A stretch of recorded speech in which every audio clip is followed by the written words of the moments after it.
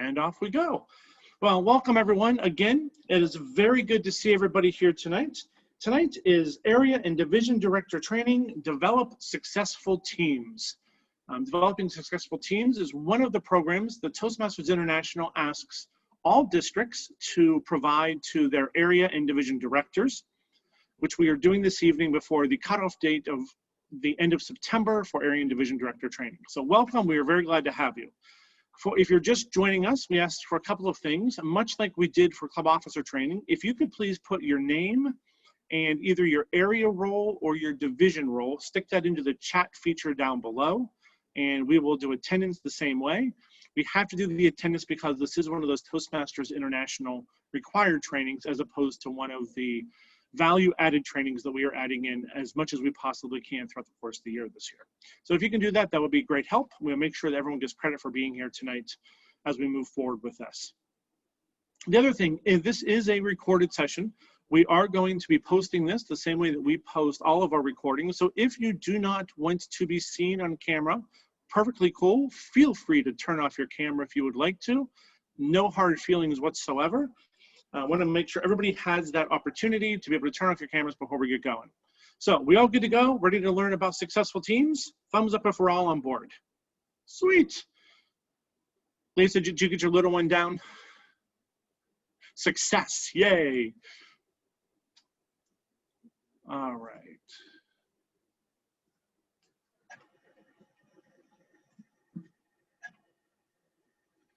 All right, so everybody can see my screen. Session 1, develop successful teams. Everyone can see the screen I'm sharing? Yes? Anybody? Yes, all right, very good, all right. Fantastic. So tonight we are going to be talking about successful teams and what that means. What we're going to talk about specifically tonight, we're going to talk about team members. We're going to talk a little bit about the team agreement and what that might mean for you. We're going to talk about motivation and also conflict resolution within a team. Some of you, yes. You went really quiet for the past minute and a half.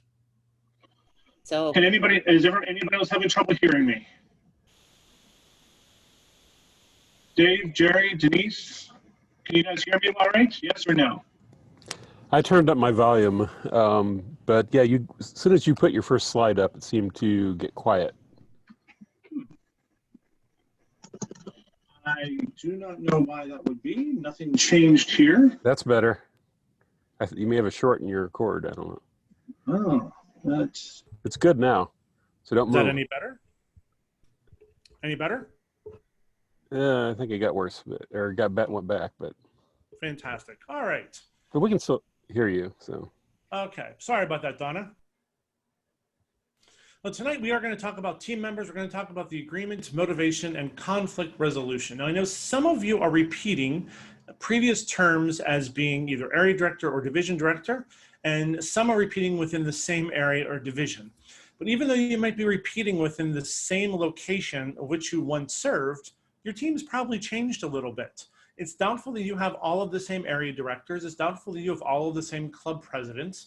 It's doubtful that everybody whom you are serving with and for are the same people. So we're going to talk a little bit about how to help build that team that you need to be successful throughout the course of the year. That is the goal for tonight, to help everybody work through this so that we have a successful year. Specifically, we're going to talk a little bit about roles for division directors and area directors. We're going to talk about what the area and division councils are, when they should meet, who makes those up, and what they're all about. Talk a little bit about what a team charter is for Toastmasters ideas. So we're not going to delve in a lot to that, but we're going to touch on that one briefly. We are going to talk a lot about trust and expectations as a whole, though. And we're going to talk about what they consider the 5 principles of motivation. And I'm going to talk a little bit about motivation because that's something that I deal with in my career on a very regular basis, is teaching motivation strategies. So that is where we're going to go tonight, and sit back and relax. And this is going to be interactive, so don't relax too much. So we're going to start with area directors. We're going to start with the area directors. I'm curious, since many of you are area directors now, and some our division directors and our past area directors, what do you think the role of an area director entails? What is an area director? This is for the group. This is one of those that's not rhetorical. They're a coach for the clubs that are assigned to them, and they're a liaison bringing and sharing any district news. Very good. Okay. Coach and liaison. Very good, Donna. What else? What does everyone Forget else say the about area it? report. What was that? Don't forget the area report. That is one of the tasks that area directors absolutely does. Yes. And the contest. And the contest, true. What is when you think about the themes of what an area director does, though, what are the things that you think that an area director really does? What are the reasons why they're there? Feel free to unmute. You don't need to raise your hand. You can just unmute and talk. I am not that formal. Okay. So I think area directors are good resources of information for clubs and support. So we are here to support members and clubs in our area. Absolutely. Fantastic. Yes, that is very true. What else? There's another big one that I haven't heard yet. What else do area directors do? We're a resource to the club. Absolutely a resource. Yeah. They For observe. the district? For the district, okay. Is there any kind of a point gathering system that might be out there somewhere for clubs that maybe you have a hand in? Yeah, but we're not supposed to talk about the DCP, are we? Why not? Oh, club success plan. Okay. Is the area director not somewhat responsible for helping clubs manage how to get through the DCP and to earn goals and to help facilitate the actions that naturally lead to those goals? Would that be something the area director does or no? Yeah. I would absolutely agree with that. Yeah, with stronger clubs, definitely, Scott. And I think that's why we tried to fill out the report, especially the last section. Yes. The stronger clubs get that, without having to tell them. But definitely. And for the Yes. ones that aren't as strong, they can offer input, suggestions. They can suggest a club coach and arrange that Very good. to help Dave. them grow to Absolutely meet the right. goals. Absolutely. Donnie, you're going to say something as well? Yes, I treat it as the funnel system or analogy that they do their work at the club and the area directors want to help them get their DCP points. But division directors, we need to keep on top of that also by sending out, here's what you need to do for your area to be distinguished. And we point out specific clubs that may need some help or clubs that are needing just one more member or two and they become distinguished. Absolutely. So it's a funnel level. Yes. They all roll up into each other, correct? Mm-hmm. Now, at the last DEC meeting, didn't we talk a little bit about club success plans and moments of truth? Wasn't there something about that at the last DEC meeting? For the areas and divisions that work on club success plans and rolling up the club success plans and club moments of truth into the areas and then into the divisions, it can be very beneficial to help you develop a plan of attack of how you're going to help clubs succeed. And I know the DCP, everybody loves the DCP points and everyone loves the DCP recognition.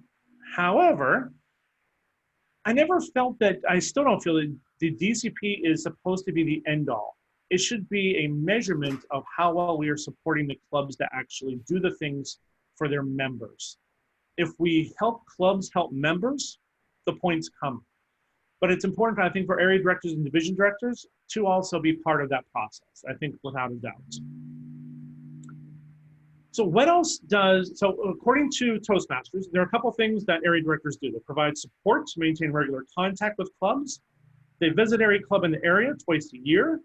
They enhance and maintain quality of their goals as outlined in club success plans. They strive to achieve goals towards a distinguished recognition, and they report to the division director and district leaders about their area's progress towards goals. That is what Toastmasters says area directors do. Do you agree? Do you not agree? Scott, I have a question. Sure. More a comment than a question. Sure. It has been my experience that this year, few clubs know what the moments of truth is. Few clubs, well, just about every club in my district, but one, are not going through the correct protocol of the DCP and the club success plan. It seems that everybody's doing their own thing instead of what Toastmasters guidelines are. When we had to fill out that whole complete 30-page something like, they had a fit. And I think that at this point going forward, they need to be told now, get ready, because you're going to have to do it in completion. That way it'll be uniformity on the DCP, on the club success plan. Then you won't get 3 or 4 different ways that it's done. There will be some uniformity across the board, even though each club is unique and each club has their own culture, but some things should be the same. Absolutely agreed. So if you were on the last deck call, do you remember when we asked club success plans to be back to us by? I did, and many clubs struggled with it. They didn't have a clue. So what I'm finding out is it's not a team effort. You have basically 1 or 2 people doing the club success plan, doing the DCP, and it really does not help the other club members when they become officers and you say club success plan, they're saying, what is that? I had people who were, one was the secretary of the group last year, who is now the president. She didn't have a clue.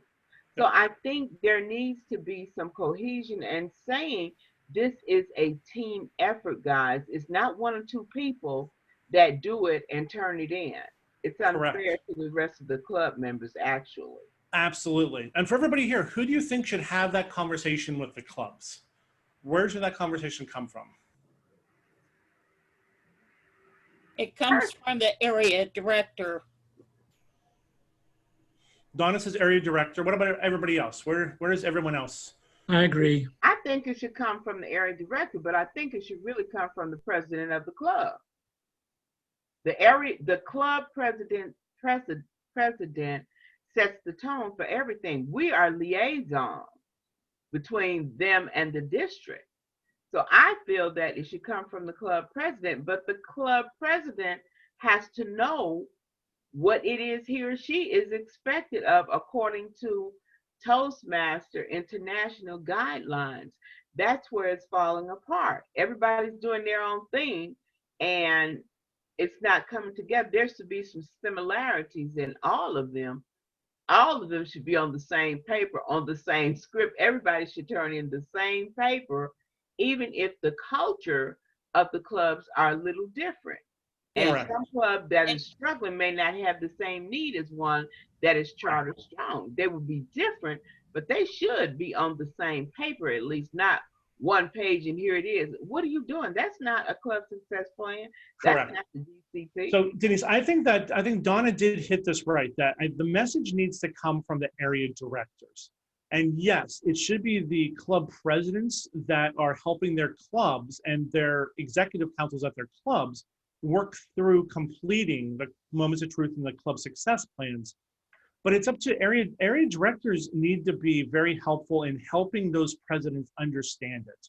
Because we've all been presidents of clubs for the most part. I know I've been president 9 times. When I first started as a club president, if you told me there had to be a success plan, I'd have no idea what that meant. And it wasn't until I had an area director that sat down with me and said, hey, here's how the whole thing works together, that I ever understood how that was.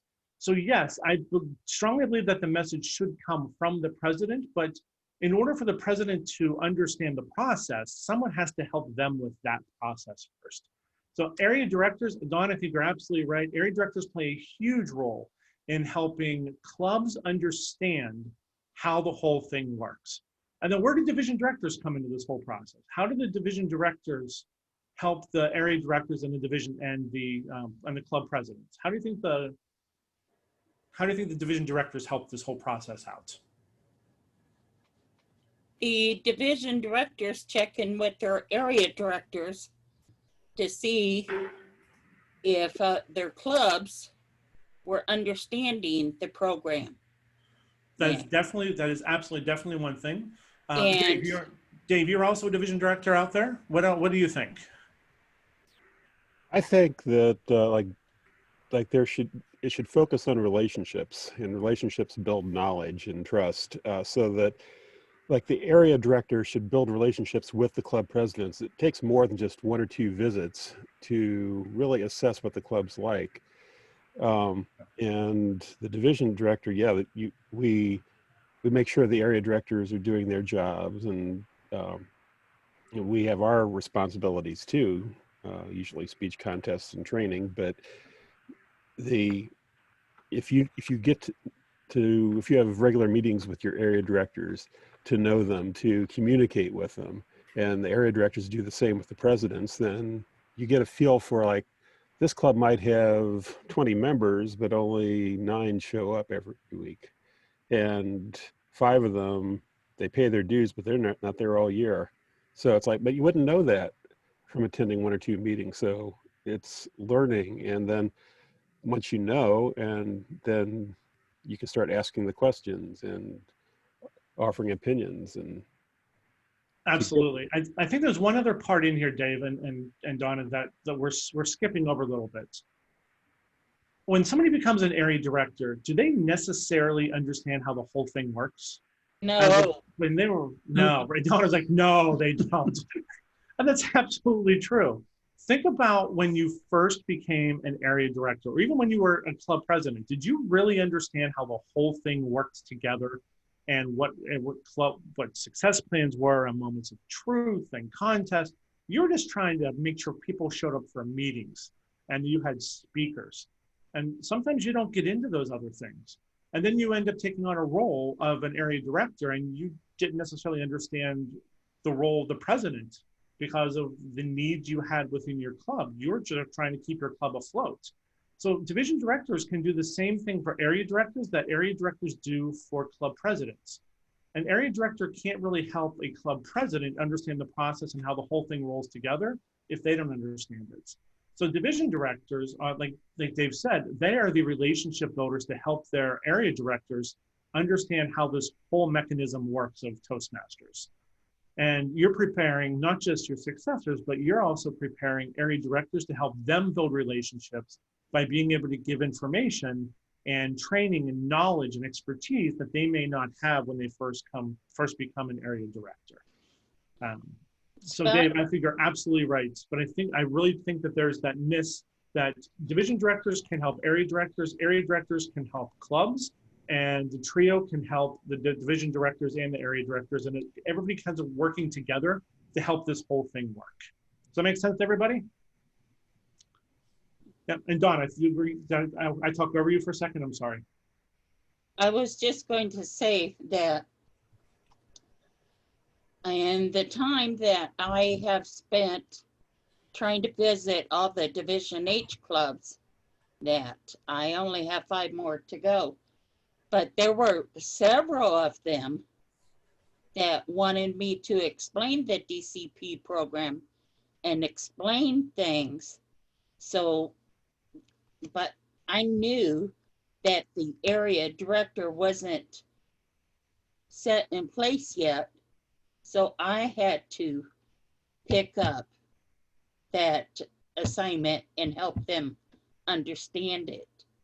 Yeah. So as division directors, that we have to fill in sometimes for the area directors, and we also have to be able to coach. You're absolutely right. And it really comes down to being able to walk beside an area director to help them succeed, so they can walk beside a club to help them succeed. And the more we walk beside each other, the better path we have.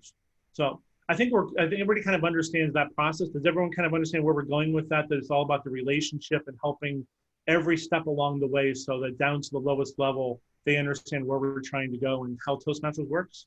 Everyone on board with that one? Does that make sense to everybody? Thumbs up if you're on board. Yep. Yep, cool, sweet, all right.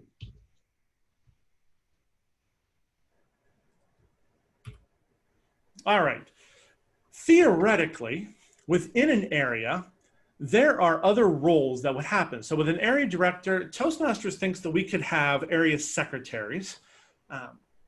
I think that it's more of an assistant area director.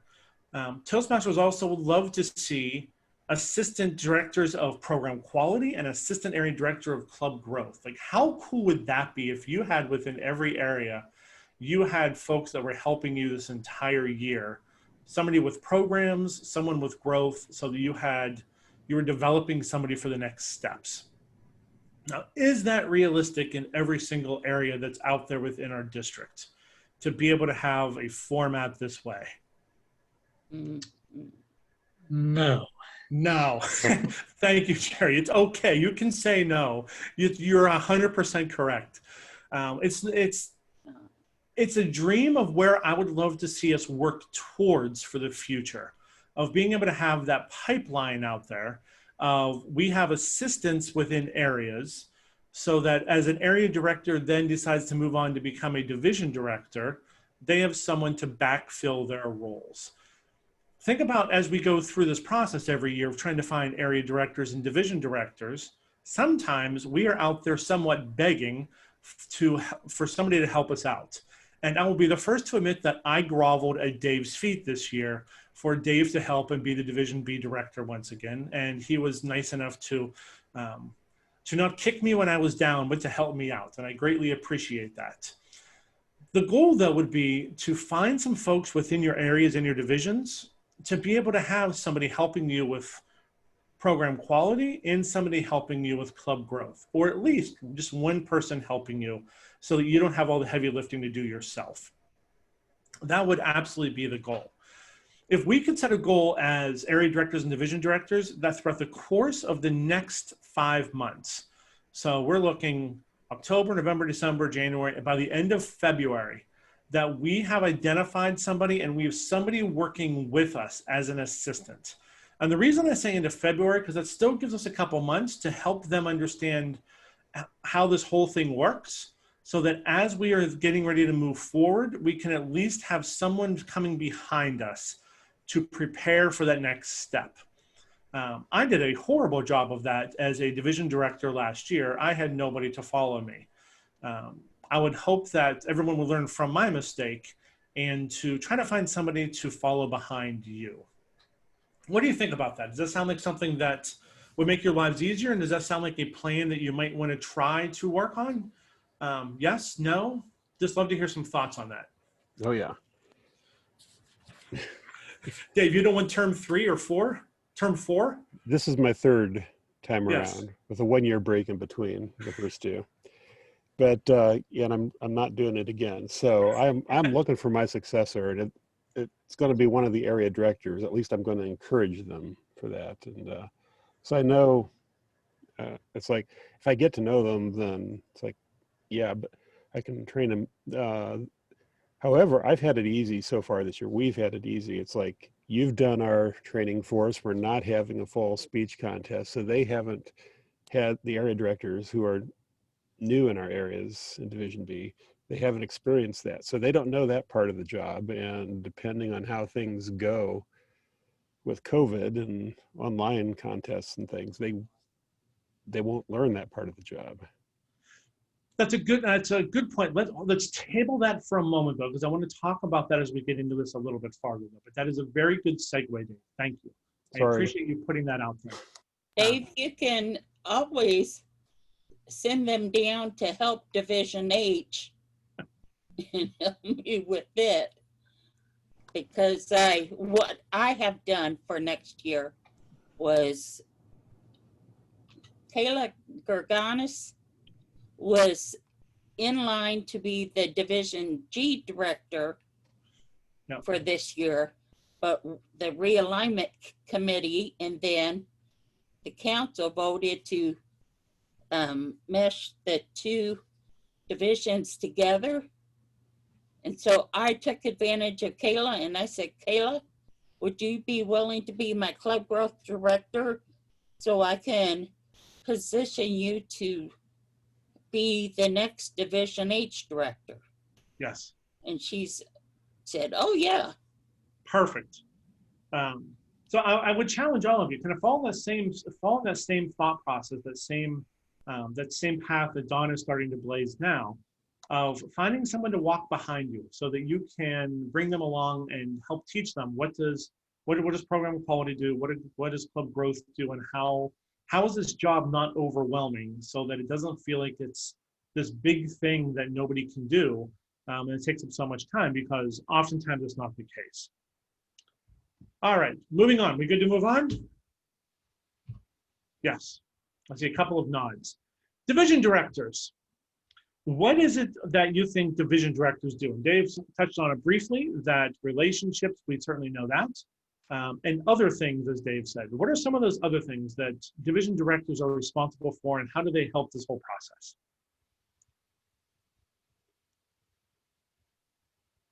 Feel free to unmute. I was going to say, let's ask Gabriella, because she's been a division director before, even though this year she's an area director. I would like to hear from her. Right. Gabriella, I think you've been called out. Yes. I think the role of division director is to support all clubs and members in their division, and to be, again, a resource of information for area directors, for clubs, and really to ensure success of all members in their respective division. Yes. Also to be a liaison between clubs or areas and the district. Absolutely. Very well said. Thank you, Gabriel. Thank you. We talked a little bit about the DCP. How do division directors help the DCP reports?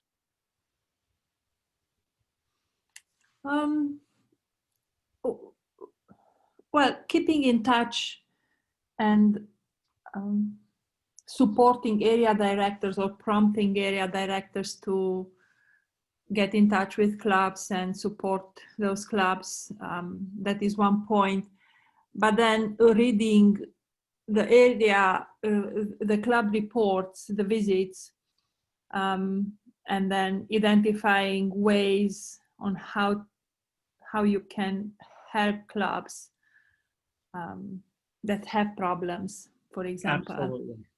So Absolutely. reading those reports are very important for a division director. Yep. Can area directors be distinguished? Can you have a distinguished area? Yes. Yes. Of course, yeah. Absolutely, right? So who would help area directors help them figure out how to become distinguished? The division director. Absolutely. Absolutely. Again, it's a cascading set of responsibility that the goal is that we keep working down to the lowest level so that we're helping the member experience. If we help area directors be successful, area directors help club presidents be successful, club presidents can help members be successful. And the more that we cascade that downward, the better it goes. Donna, you're going to say something else? Yes? You had your hand raised. It was covered already. Okay, very good. So can I ask a question? Sure, Gabriel. So when I was division director, the district gave us like a small budget. Yep. To use it for, I don't know, incentivizing clubs, incentivizing members to achieve excellence. And Yes. so do we still have that? The deck meeting will talk about that. Okay. It wouldn't be, Okay. I would be speaking out of turn to discuss that tonight. That's really more of Jean's lane for her to be able to talk about. But I think you'll be happy with what we talk about at the deck meeting with budgets. That's good, because I know when I was division director, that really helped a lot the division to become, for clubs to achieve DCP points and other things, depending on how you set those incentives. I think you Absolutely. can achieve a lot. I think you've noticed throughout the year that the goal this year isn't for us to do everything, but is to make sure that you're successful in having all the tools that you need. And you can take from that statement what you want in terms of budgets and such, that we want to set you all up for success. That's the goal. We want all of you to be as successful as possible. That's why we're doing more trainings than normal, and that's why we've set the budget as we have, to make sure that all of you can be as successful as possible. So we'll cover that in the deck meeting though, down the road. a little. Okay. Scott, Cool. Yes. I agree with Gabriella. I've been wondering what Again, is the wait till budget? What can we just do? hang on to the deck meeting on the 29th. All right, we'll talk about that at a deck meeting on the 29th. Gene has some news for that. So division directors, again, same sort of thing as area directors. If you can find yourselves an assistant like Dave is trying to do right now and to walk with them through this process, the more successful you'll be long-term, because you'll have somebody to help share the load, and you'll make sure that you have somebody to walk behind you as you step into whatever role you're going to have next year. So I think we've covered what area directors, everyone comfortable on the kind of the process, what area directors do, what division directors do, that differentiation between the two and how they can both help members. Thumbs up if you're comfortable on where we are so far. Sweet. All right. There are lots of support. There's lots of support out there for every club. And I think if you take a look at kind of how the whole thing flows through, from division directors to area directors to clubs, kind of makes sense to how this whole process works out as a whole.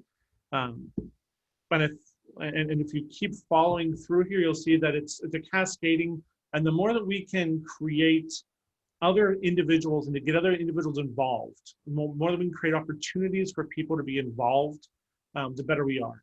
A lot of what we're doing this year is based upon the concept of how do we build a stronger community of Toastmasters instead of just individual clubs, individual areas. We want this to be a strong District 11 community of Toastmasters. That's the overall goal. So Toastmasters talks a little bit about team agreements. Has anybody ever worked with team agreements before? Nope. Has anybody ever seen them really work? Because here's the thing that I have found with team agreements. Every team is different, and as soon as you get a team agreement, you have somebody new on your team that didn't agree to the agreement in the first place. I like to think of team agreements as more of a value direction. How are we going to operate value-wise? What are our core values as a team, and how are we going to position ourselves to be successful down the road? How are we going to work together? And there's a couple things that you have to come to agreement on as you're working together as a team. One of them absolutely is how much structure and how much formality do you need to be successful? And it's not always the leader of the team that dictates that. Sometimes the leader of the team will not need much formality whatsoever, but the team needs formality. Those members that are part of the team need to have more formality and structure. When that happens, the team leader needs to be able to adapt and adjust their style to help meet the other members part way. The same holds true if the members don't need that much structure and the team leader does. There should be a meeting of the mind so that you can come together and work in a way that is best for everybody involved. There is a theory out there called storming, norming, forming, and performing.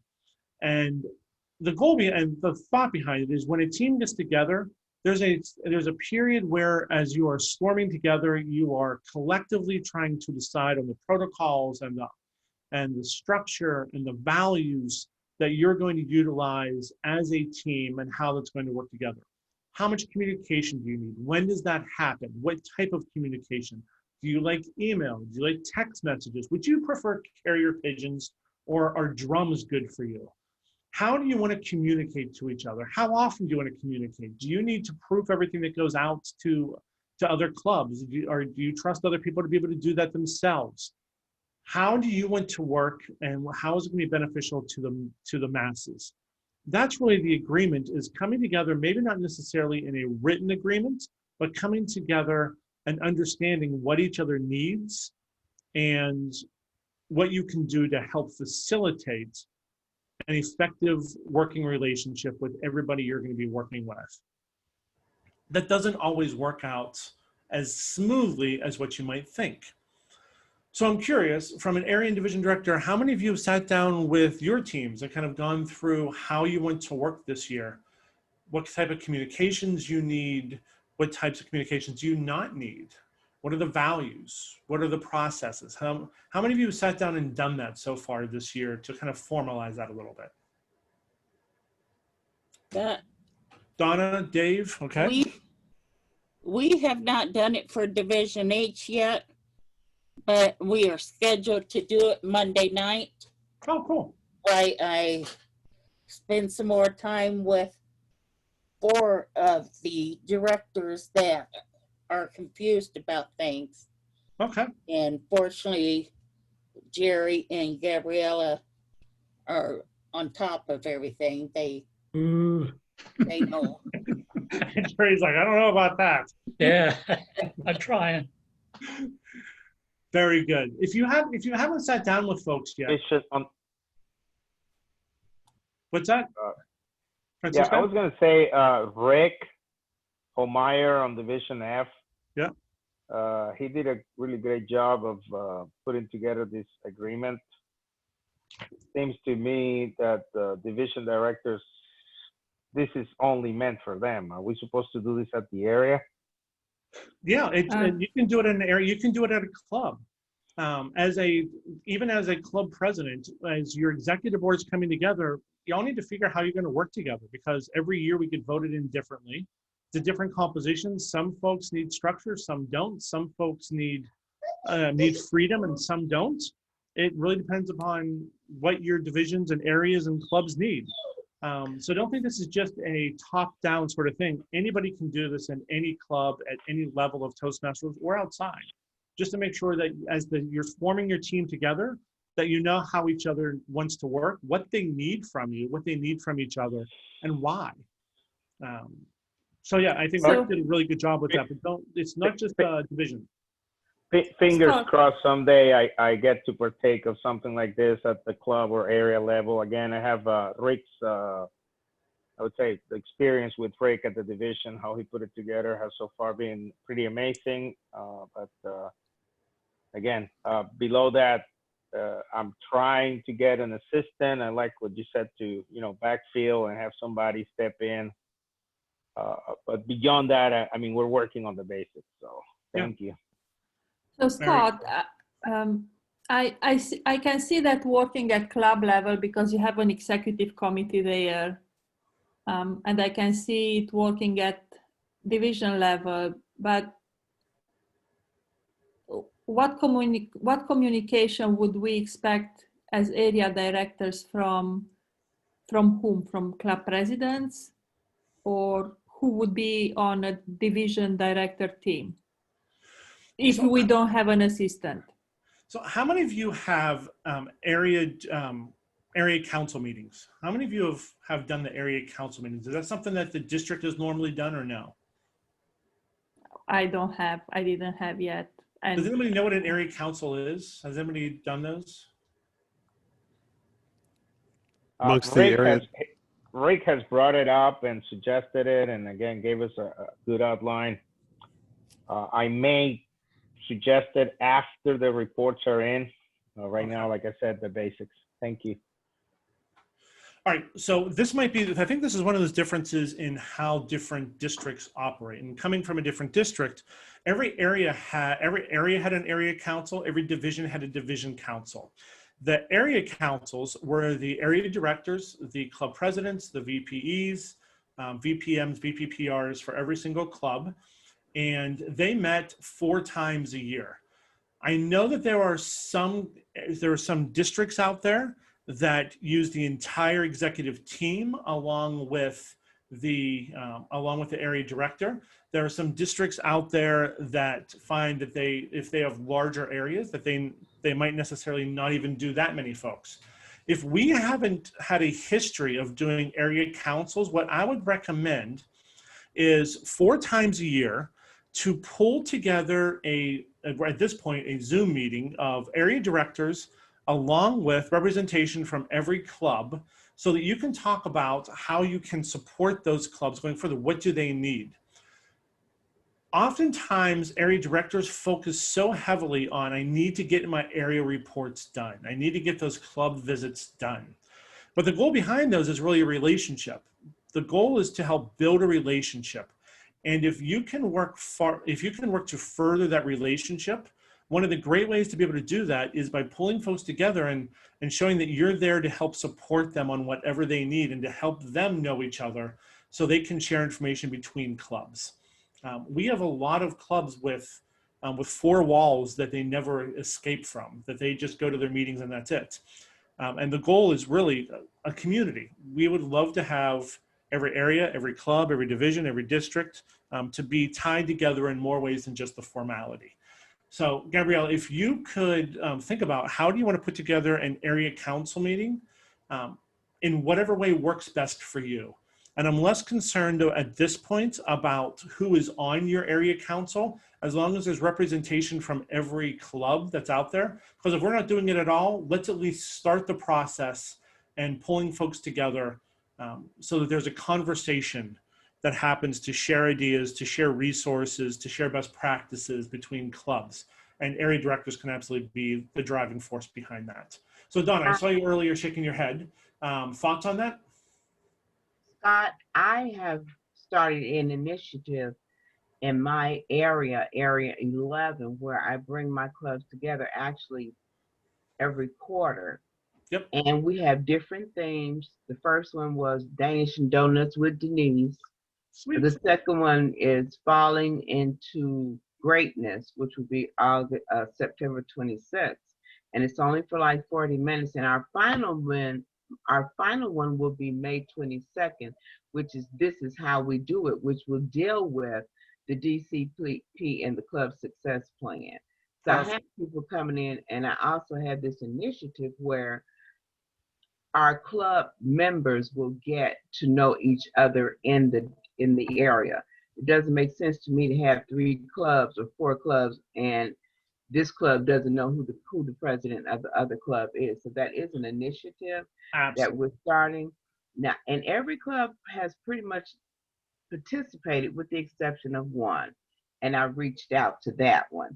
So we'll see how it works on the 26th of September. That is wonderful. And I've seen it on the district calendar. That's a great way to start this process. If we don't have anything in place, let's start trying to get that into place. If it's not Donuts with Denise, I don't know, Jerry, if you want to do Jerky with Jerry, that doesn't sound like a really good idea. Could be. But start to come together with some folks, and the more that we can do to bring people together, to share ideas and to get them to know each other, the better we're all going to be. The better we are all going to be. Denise, thank you. That is a wonderful concept. So, okay, are we good to move on? Everyone's kind of comfortable with where we are right now? Yeah. Sure. Cool. Yep. All right. Team motivation. Now, Toastmasters talked about team motivation, 5 pieces of team motivation. They want you to understand it, focus on values and expectations and recognition and leading by example. And I think that they miss 2 massive points about motivation. How do you motivate somebody? There are 2 primary ways that anybody gets motivated. Does anyone know what those are? Money and donuts. Money and donuts. Denise is on to it. Donuts with Denise, he's on to it. No, but thank you very much. Those are examples though. Extrinsic motivation and intrinsic motivation. That was my second answer. Extrinsic motivation and intrinsic motivation. Extrinsic motivation is motivating somebody by giving them something, by providing something to them to help elicit a behavior to work towards a specific goal or value. It's extrinsic because it doesn't come from within. It's something that is extra. It's something that is external. That's why it's called extrinsic motivation. The problem with extrinsic motivation is that once somebody receives consistent extrinsic motivation, they expect it. And it has a limited shelf life.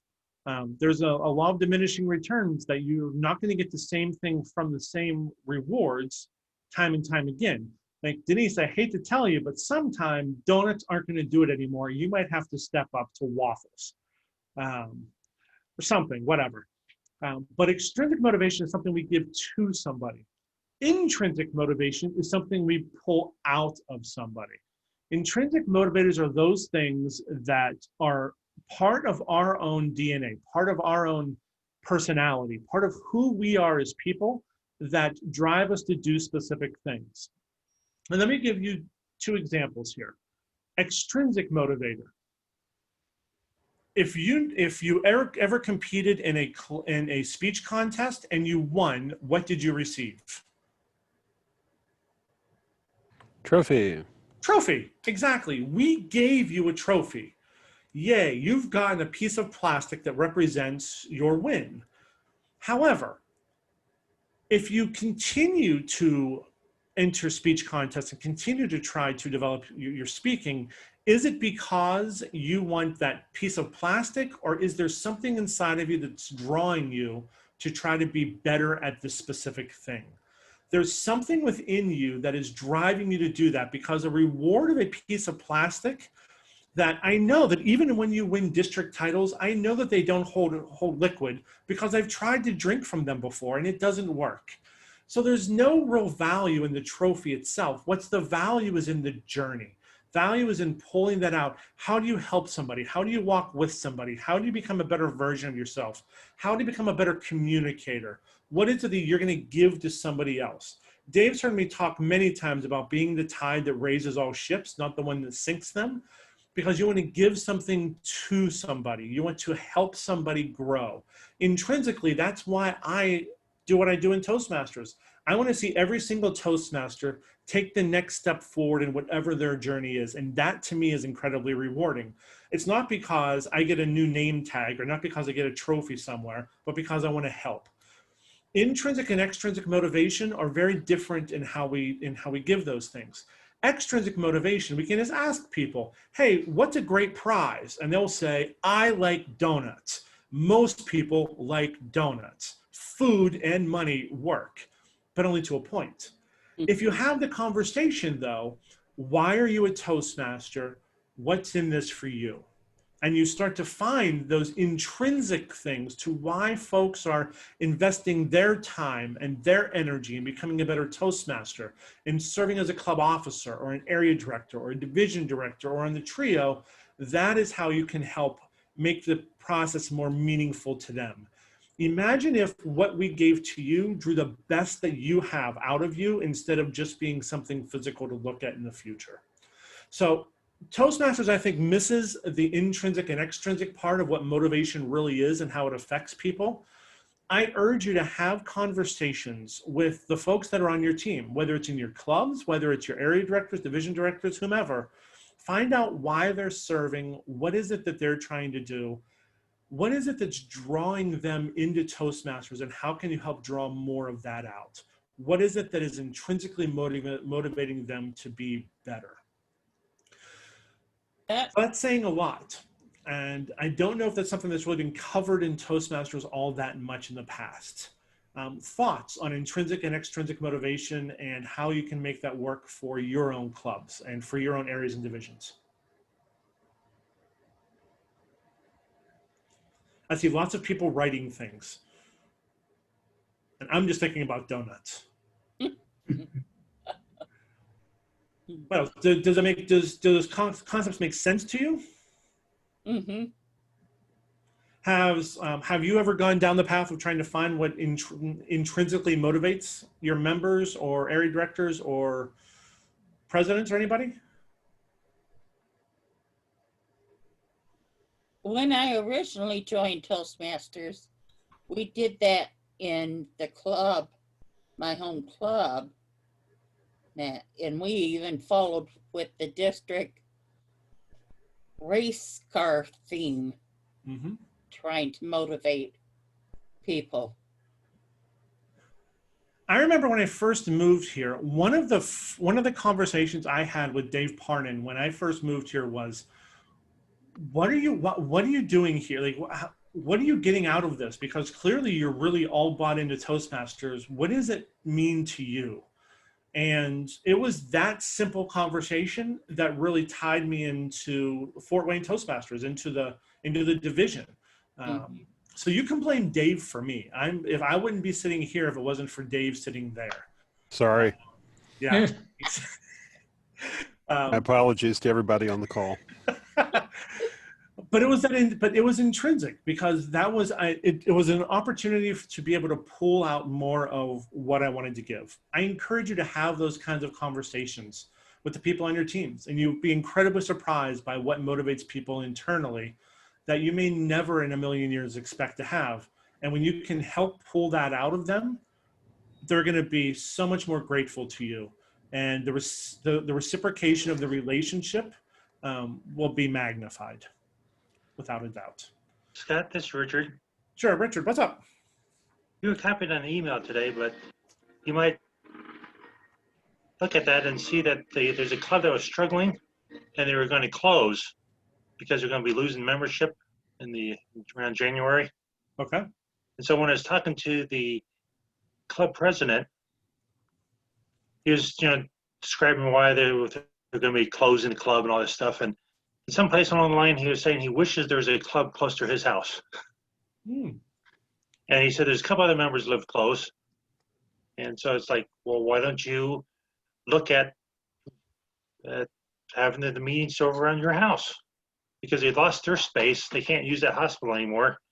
So he got all excited, and he has a proposal for marketing the club and regrowing it. And so instead of having a club that's going to close, now we have a club that's motivated as far as reestablishing itself, strengthening itself, and regrowing itself. Fantastic. That's awesome. Very nice job. You'll be surprised what people want from Toastmasters, why we do this thing. And sometimes what we want isn't here, and we're just trying to create it ourselves.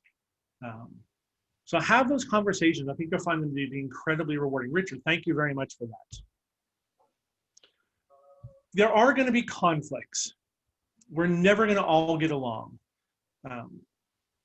At some point, we will do a larger training on conflict resolution, but let me just kind of a couple of small points for this before we move on here. Never air your dirty laundry in public. So you're going to disagree with folks. Putting it on Facebook or putting it out in public isn't the proper place to do it. Disagree in private. Talk in private. Have a one-on-one conversation. If you can, have a two-person Zoom call so you can see each other as you're talking, because facial expressions are a great way to be able to see if you're resonating or not, and to see what people are thinking about what you're saying. Whenever you're addressing an issue out there, put it in terms of I feel, and work from that standpoint first. So it's a first person, it's not a we, it's not a they, but to take ownership of how you feel within the conflict and how you're trying to work through it. And it says to take it as unemotional as possible. Conflict is an emotional thing. You're not going to ever be able to take all the emotion out of it, but take it out in terms of don't let it be destructive to the relationship. Ensure that as you're having conversations with those folks that you may not agree, and it's okay to agree to disagree, have them in private, have them as a personal conversation, and always be respectful of the other person's points of view. Just because you feel a way doesn't mean that they feel that way. And that's perfectly fine, as long as you can find how to work together the best. So I hope, does that help a little bit with conflict? We'll actually do a full training for that. I have that scheduled for January for conflict resolution. So if you have conflicts, don't just not talk about them until January, but if you need help working through it, let me know. We can do something with you before that. So that is kind of all that we talk about with building successful teams. We talked a little bit about who to get on the team, how to get them onto the team, how to motivate them, how to work with them, and then very briefly about how to resolve conflicts that may be out there. What other questions do you have about team building or about working together with clubs and areas and divisions? What else can we answer for you in these last 5 minutes or so, last 3 minutes? Just a comment, if I could, Scott. Gary? Sure. One thing I found, I've visited 4 out of my 5 clubs already. One thing I found as far as getting information on the Distinguished Club Program or Success Plan, the president, if I start there in most of the clubs, will delegate to the vice president of education. I don't know if that is common among people or anything, but that's what I found.